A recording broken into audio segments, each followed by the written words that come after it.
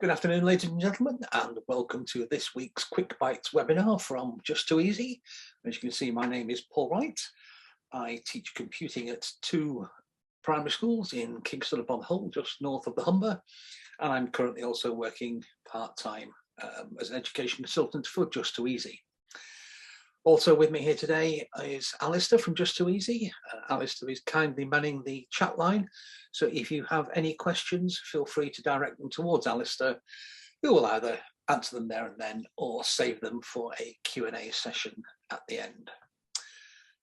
So today's session is all about using j2code to code shapes. We'll have 15 minutes or thereabouts, and I'll just go through some of the things that I've done in the past with pupils. I think so. Let's have a look. If you are new to j2code, J2E in general, you can access j2code from either that menu bar there or the tile down here, which will be in a different place on your desktop because I move mine around occasionally, but it will be there. And then once you have arrived at j2code, you will have several choices. There is JIT, which is the Key Stage 1 early years coding platform. And we have Logo, which is a text-based coding platform, a virtual microbit, but this is the one that we're going to focus on today, J2 Visual Coding. So without further ado, let's start up J2 Code and start up Visual, and here we go. So I'm assuming that you are familiar with being able to drag the blocks out and turn right to get your sprite moving, which is absolutely fine. We'll just run that one. And there he goes.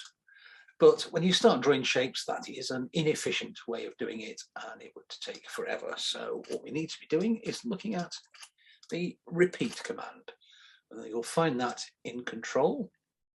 So let's just drag that down, and we'll start with doing a square. Obviously, a square has 4 sides. We will move him forward by 100, and we will turn right by 90. And they are the defaults that come with J2 code. So let's have a look. Well, it looks like it's drawn a square, but there's nothing to show for it. So what I need to do then is to come to the pen and put the pen down, and whilst we're here we might as well have a look at the options. We can set the color to any of these, and we can set the width. I'm going to make it slightly thicker because I've done this before. So now we want to talk to the children about sequencing. You know, we've set the width, we've set the color, we put the pen down, and now it is going to carry out these instructions. So let's have a look.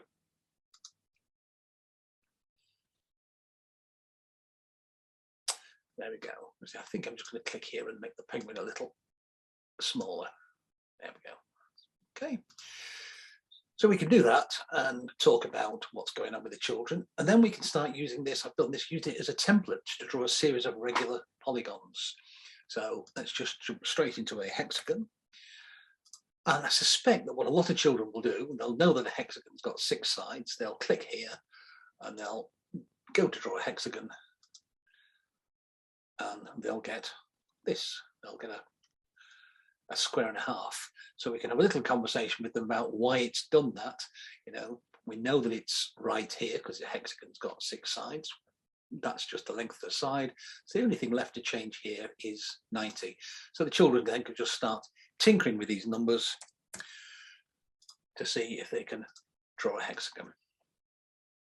It's a really good opportunity to, you know, get them talking and about tinkering and making mistakes. It doesn't really matter, so we can lose that one. So maybe we can say, well, actually that's no good. So let's jump to 50.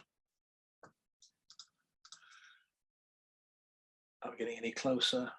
Well,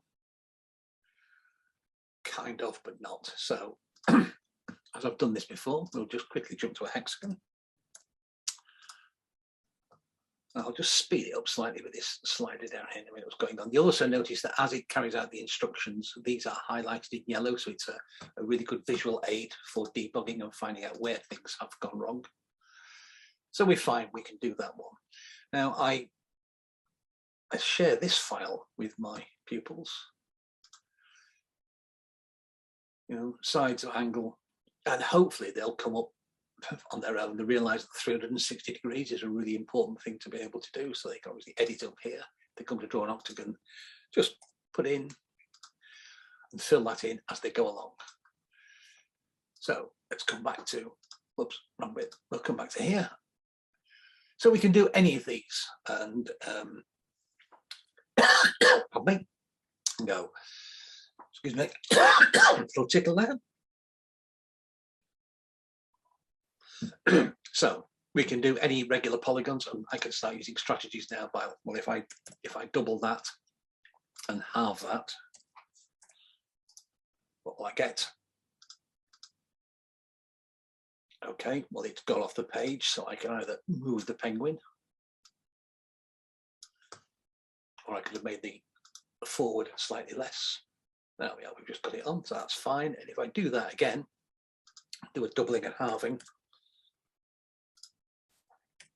I know I'm going to have to make that smaller, so I will just make that. We can perhaps start working our way around to the fact that the more lines we get in, the closer we are getting to a circle. And that's absolutely fine. So we can do that. And then we can move on to using, set a challenge like, well, can you draw an 11-sided shape? Well, 11-sided shapes don't lend itself very well to being divided into 360.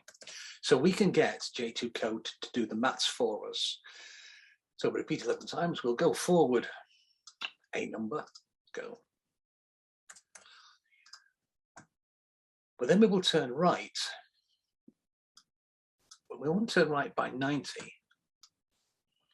We'll chuck that in the bin. We will use these operators. And we can drag out here. We can't get the right one. There we go. And we can drag out the numbers. And we can get j2code to do the awkward maths for us. So that will be 360 divided by 11. But obviously, they're only going to get that when they've realized the importance of the 360 in their algorithm. So now we have the ability now to do some really awkward shapes. 17-sided shape. Again, a really good opportunity to tinker and see how we go. So that's absolutely fine. So there we can have our base shapes. So what we can do after that is I'm just going to come back to a more conventional, just using the right by for this next exercise. So I'm going to base it all around a hexagon. So I now need to know that it needs to be 60 degrees. And obviously I will check. So there I've got my hexagon. I think I can up it slightly to. So what I can do now is I can use what they call a nested repeat. So having got my hexagon as my base shape, I'm going to bring him in a bit. I can now bring out another repeat. So I'm going to repeat by 6. So, but then I need to turn my hexagon by 60 degrees down here. Now, I would expect your pupils not to get this right the first time. It's another opportunity to get them to persevere and tinker. All right, so I'm going to draw my hexagon, which I know works. I'm going to do it 6 times, and I've drawn it once by 60. I'm going to. So there we go. Very strong links to sort of some of the Islamic art that you'll get here. And you'll know that it's right very quickly, because if you get the maths wrong, your pattern does not look right.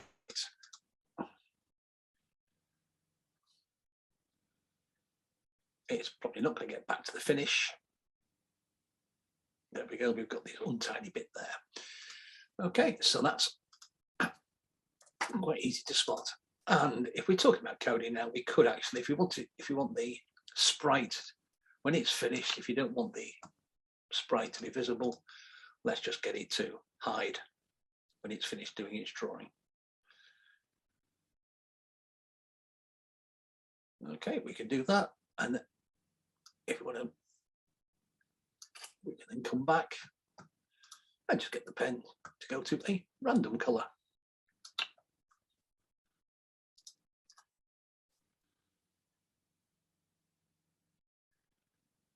Okay, it's going to do that one, and we can now perhaps even duplicate that and get it to do a different random color, you know, get the children to realize that they are getting the computer just to pick a color random. Okay, and then we can come back and we can do all these sort of, you know, doubling and halving again. So if I double that, 12, whoops, 30. And let's just speed it up and see what happens here.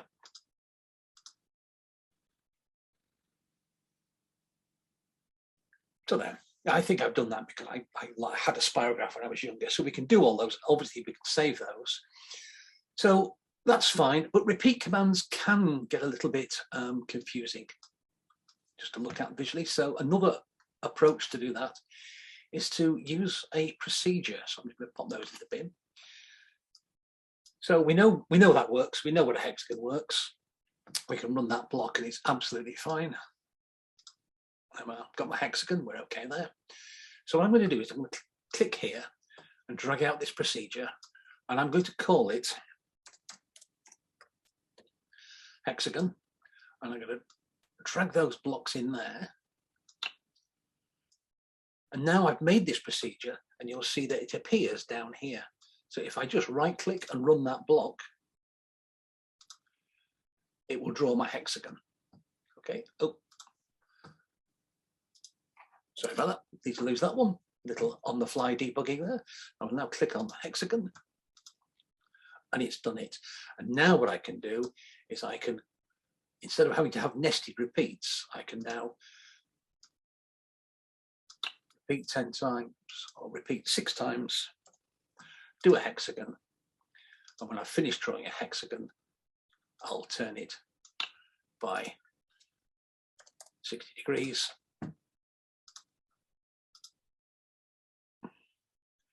So I've gone from writing 1, 2, 3 lines of code down to 1.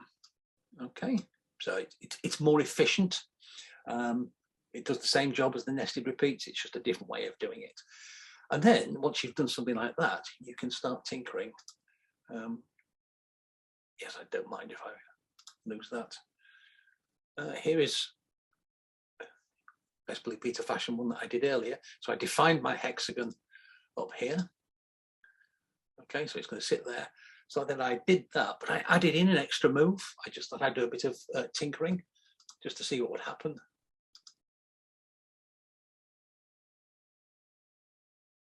And I got that. Okay, and again, the pattern looks nice because the maths stands up. So that is drawing shapes with repetitions and loops in j2code. This webinar will be published here to Just Too Easy. You go to that j2e.com news. The quick bites, the ones that have been done over the past term and a bit. Here is today's, and next week's will be all about creating a simple game. So, any questions, Alistair? We're all good here. Thanks ever so much, Paul. Another fabulous session. Really good. Thank you again. Okay, then all that remains for me to say thank you very much for attending, and have a lovely evening. Thank you very much.